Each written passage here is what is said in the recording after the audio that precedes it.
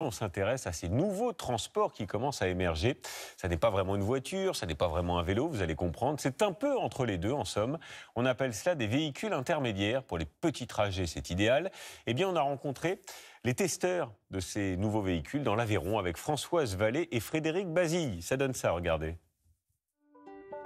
Depuis plus d'un mois, Marie-André Cazotte a laissé tomber sa voiture pour ce petit modèle électrique. Infirmière scolaire, elle est aussi testeuse de véhicules dits intermédiaires. Je m'en sers moi, tous les jours pour aller au travail, pour faire les courses et puis le mercredi pour amener ma petite fille à ses activités. C'est très pratique sur les petits trajets. Elle se conduit très facilement, on se gare partout.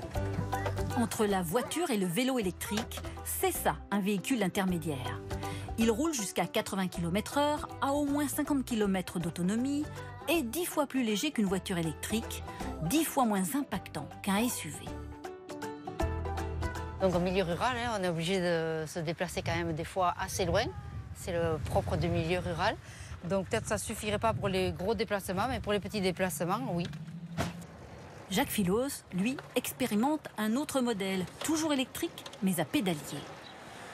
Tous les deux sont membres d'une association qui milite pour la mobilité légère. Enseignants, comptables, retraités, tous bénévoles, ils testent ces nouveaux véhicules pour le compte de fabricants. Déplacer une tonne avec une personne dedans pour faire 10 km aller-retour, des fois on s'interroge. On n'est pas des constructeurs, on n'est pas des vendeurs, on est des agitateurs. J'aime bien dire ça. C'est-à-dire qu'on essaye d'impulser une idée comme quoi d'autres déplacements sont possibles. L'avenir du véhicule intermédiaire s'écrit partout en France. Ce modèle, par exemple, développé à Toulouse, fonctionne à l'hydrogène. Celui-là, en Haute-Savoie, pèse 350 kg, il peut en transporter 150, de quoi remplacer une camionnette. Une quarantaine de constructeurs en tout, soutenus par l'ADEME. L'Agence de l'environnement a même organisé, avec ce passionné de véhicules innovants, un tour de France des initiatives crédibles. Pour lui, c'est vraiment une filière d'avenir qu'il vante avec conviction.